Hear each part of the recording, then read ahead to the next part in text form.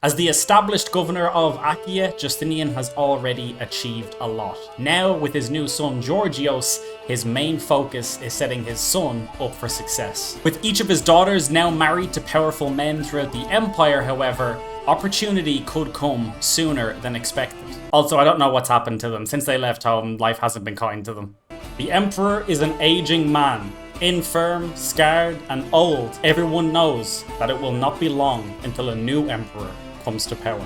The Emperor's Gold. If there was ever someone utterly unworthy to sit on the Imperial Throne, it must be Basileus. The theme of Achaia toils and suffers, and all of our taxes go to the sluggard in Byzantium. Unless our taxes don't have to go there. I could make so much better use of them. We could say that he doesn't deserve the gold. We'd gain 90 gold, our efficiency would drop, we'd lose experience, become critically stressed, and possibly gain disloyal. Or we remain loyal and none of that happens and we possibly gain the actual trait of being loyal as well. Now, I think Justinian will still be very annoyed at the Emperor for just refusing to even see us when we went to petition him, but not so much so that we would start breaking away. We're not even a powerful family yet. We don't really want to snub the Emperor, even though he snubbed us. Oh, and we did gain the trait loyal as well. Very nice. So +1 diplomacy, -1 intrigue, but some influence as well, which is quite nice. Another one of our allies has called us to his aid against a peasant uprising.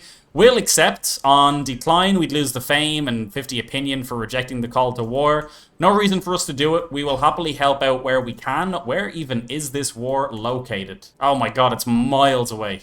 Oh boy, does he need us? Okay, we can send my men over, but he'll probably be decimated by the time we get there. I'm not gonna lie to you, we might try and let this play out. If he gets mad at us, we'll say we'll send troops to your aid immediately, but I'm not sending my men over there just to get killed by the peasants, because by the time they get there, we'll have no allies and be severely outnumbered. So amazingly, the peasant faction have completely overpowered our ally. He's retreating backwards, and the other ally he called in to help is also refusing to go over there. Even though it's going to be slightly more expensive because of that modifier that we have, I think I still am going to construct an upgrade inside of our villa here for the private study. This reduces the influence cost for promoting candidates within the governorship that our estate is located in by 25%, meaning it's going to be cheaper for us to get our son in control of this team when we die.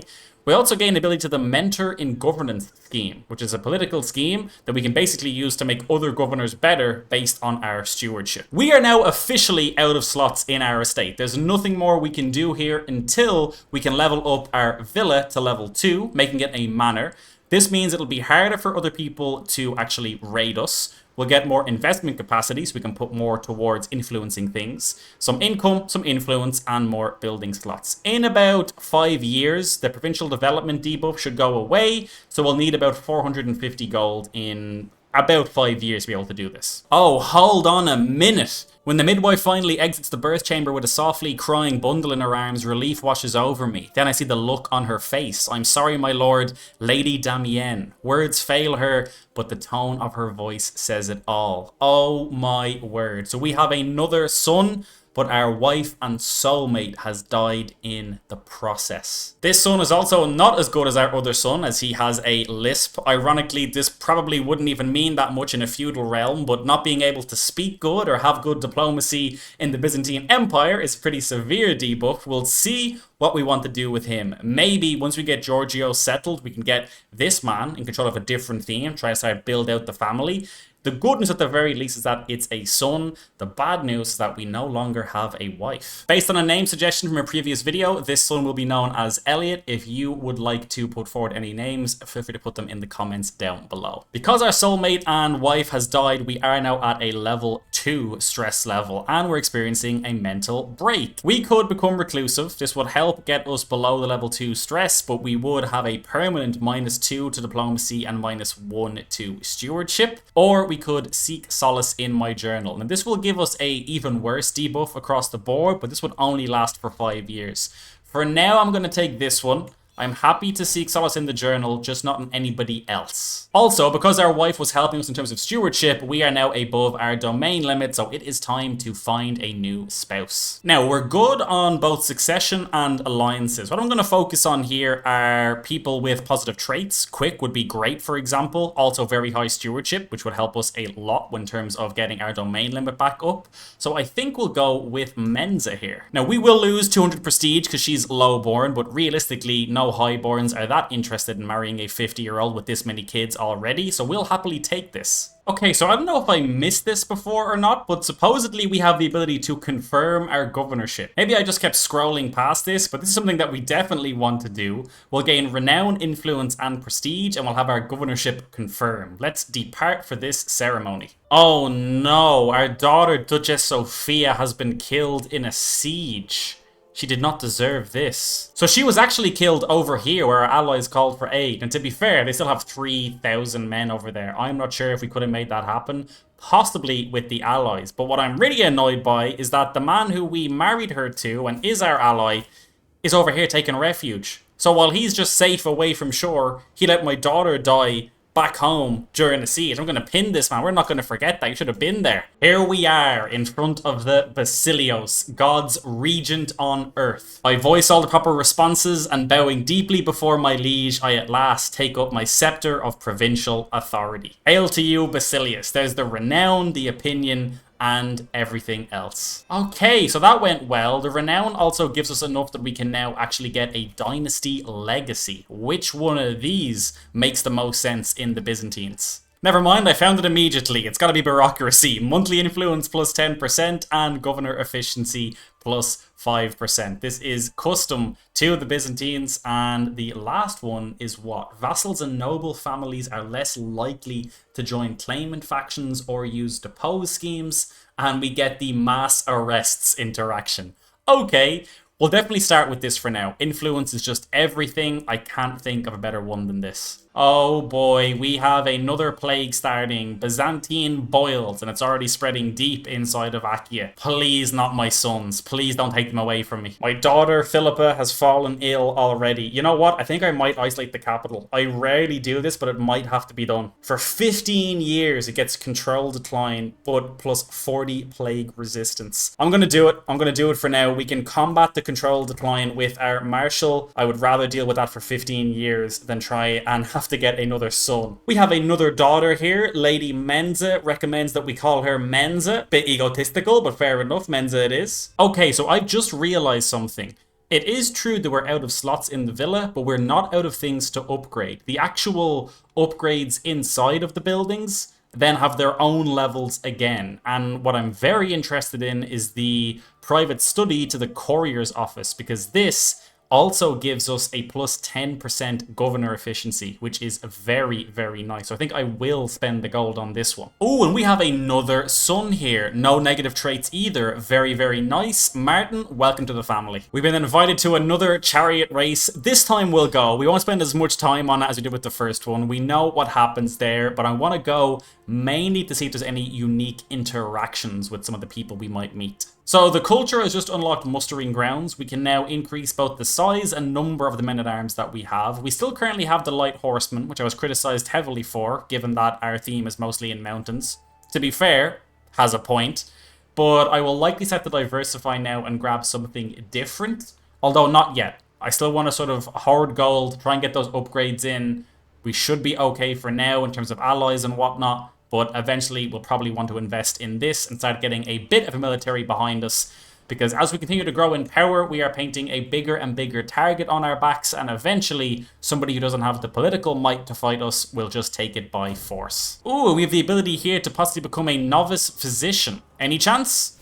No, 21 stress. Can't win them all. Okay, we are here at the chariot race. Let's see what happens. We are going to maintain our loyalty to the Greens, though. They were our initial team. We're going to stick with them. That is who Justinian supports. Wow, I do have the option to rally Team Green, and it's a combined diplomacy and martial check. 72% chance my candidacy score for the Empire increases by 60. Why not? Hey, and look at that. The green team managed to pull off a win, so we gained 94 gold on a bet of 50. We'll take that. Well, that's it for the chariot race. Rather eventful. We did manage to get 60 influence, and we won some gold back, and we also somehow managed to further our score for the Byzantine Empire. It's kind of hilarious that the one time I'm not really even trying... Whoa, what in the world? So the Emperor has died. That chariot race was the last thing that he did. Now we have a new emperor, and we're allied with him apparently? Yes, we are. So, one of the men that we were allied with when he was just a governor has become the new emperor. So we're now allied with the emperor. So we could denounce the regime, we could publicly support him, but I believe because we're allies, I can just say now we'll be rewarded. We gained 30 gold, lose some stress, and he gained his opinion of us. This could be an emperor that is much more of a friend to us than the previous one, if he doesn't die of lover's pox. I can ask my head of faith for influence, 500 piety. Why not? I don't really use piety for anything. What is going on with his face? Oh, and look at this! Many of the families of noble roots and dignity among the citizens of the Byzantine Empire. Very few, however, sit at the table of the Basileus, sharing in the responsibilities and honors of steering the ship of state. Few have real power, but today, House Angelos is among them. The time of Angelos has come, and we are now considered a powerful family. Oh my god, of course. I didn't even think to check this. Our daughter is the Empress. That's what's made us a powerful family. She is married to the now Emperor.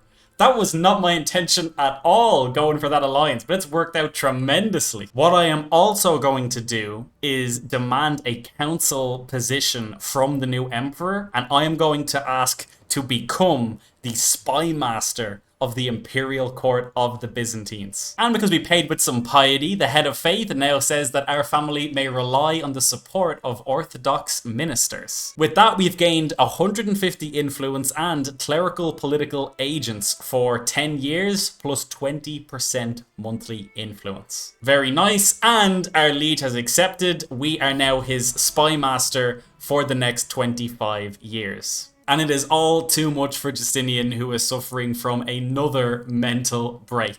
I am going to just bite my lip and try to stay focused. Things are really swinging in my family's favor. We must make use of it. It is now also time to change our family attribute. We could go for +1 across a whole host of different skills. We could go for the influence or the tax or even architects to build things up. We are actually doing relatively okay in terms of influence. I think I may actually go for tax assessors here, using the extra gold that we get to further invest in things like our estate and use that to passively get our influence up. This should kind of also, my logic is, help across the board in terms of if we need mercenaries because it's a war issue, if we need to get bribe people because it's a scheme. I think gold is probably the most useful. So we are going to become tax assessors. Okay, I have a plan. Now, this starts with me reducing my stress, because no doubt I'm going to gain a lot of it with what I'm trying to do. I'm in poor health. Despite the fact that I have all these bonuses, frozen grief is really hurting me. If I get to stress level 2 and 3, I'm going to be in even worse health. So to try and combat this, I'm going to host a feast in the capital. While everybody is arriving for the feast, here is what I am going to do. Even though I'm very afraid of dying, I really want to get use of the fact that we are now so powerful in the Imperial Court. Our daughter is the Empress, we are the Spy Master. The predicted difficulty to actually depose of the Emperor is very easy. If the Emperor or our daughter dies or he's overthrown, we lose all of this advantage. We have to use it. The first thing I'm going to do is I'm going to go to my daughter and I'm going to ask her to influence the candidacy for the Byzantine Empire and vote for me. I'm also going to use a hook so I don't even have to pay her. Perfect. And that's another 20 score for us in the line. Next, I'm going to start using my influence to promote myself and then also try and take score away from those ahead of me. After all that, we're in second place, very close to first. So I'm going to start a scheme to promote myself in line here, and that should take us over the line. We've gained the trait Possessed. Excuse me? Lately I've experienced some episodes. Something comes over me, taking charge of my body, leaving me tired and confused. Oh boy. Oh my god, it's a moderate penalty to health. Oh no, we're gonna die so soon. Oh, and look at this. The man who was first in place is now starting a faction to put himself on the throne. He probably knows that we have the political power to make it happen, to get ourselves first in line, so he's looking for other means to get there. I am really not a big fan of Possessed. The whole point of this feast was to make it that I would be healthier, and this might just counteract it. Okay, without me even doing anything, I'm now first in line. He must have either messed up or someone is actually voting against him, or someone decided to vote for me. Either way, it's time to depose the Emperor. It's still going to be a critical stress because we're loyal, but only level 1 instead of level 2. Hopefully that is all that we need. I am going to focus on decreasing the scheme phase length, so this can happen sooner rather than later. Here we go. Our scheme is in place. It can get to a 91% success chance. Very happy with this. We're still first in line. The only thing we need to do is not die. Interestingly, there is a new powerful family rising up the ranks. We could stifle them and they would become our rival, or we could attempt to become friends with them. I think we'll take this. If this scheme comes off, we want to be friends with as many powerful families as possible so we can hold on to it. The scary part about this scheme is that because I focus on it being quick, it only has a 48% secrecy chance. I might just let this tick 1 or 2 times more. It's really a case of greed now. Do I want 91% and definitely going to happen, or do I want to risk it being found out? Here we go. We only have 8 advantages, but it is 90% success chance. We are going to execute this scheme. We are going to seize the moment. Come on. And we are successful. Today, the very foundations of Constantinople tremble under the weight of House Angelos. A silent revolution has unseated a Basileus, marking the dawn of a new era. Tomorrow, the Empire awakens not to a tired old legacy, but to the promise of my reign. You, Antonius, are but a fading echo of my empire. The Byzantine Empire shall soar on the wings of House Angelos. We imprison him, we gain a level of influence, and our score goes through the roof. Grand ambitions, the fate of the fallen. Before me, the deposed Basileus awaits his fate under the shadow of the Empire's smouldering heart. Now we have to decide what to do with Antonius the Bald here. We could let him go in peace. The Glory Hound vassals won't like it, but the courtly ones will, and will be known as the Merciful. We could let him bear the scars of his downfall and disfigure him. We could disfigure him and cast him out, so he'd become an adventurer. Or I'm not done with you and imprison him. I think for now we'll imprison him. We'll figure it all out later, but let's not make any rash decisions now. In the Byzantine court, let them see their new Basileus. Look at this. Look at who is in that throne. We have done it. Okay, amazingly, we have been successful. I did not intend on going for the Empire this quickly, but once I realized that by chance, a random alliance I set up with my daughter ended up making her Empress, I knew we had to pounce on that. Thankfully, we had stacked up enough influence, we were able to make it work. But this is actually crazy. Look at the size of us now. And holy moly, what is going on over here? Look at the size of the HRE in Scandinavia. Okay, I don't even want to get into that right now. I'm over my domain limit. I have factions left, right, and center. I'm involved in a war. So much to take care of. So much to take care of. But I think that is more than enough for this episode. Thank you so much for watching. I can't believe we're already an Emperor in episode 3. If you enjoyed, don't forget to leave a like, comment any suggestions, and if you want to see more, don't forget to subscribe, and I will see you all in the next video.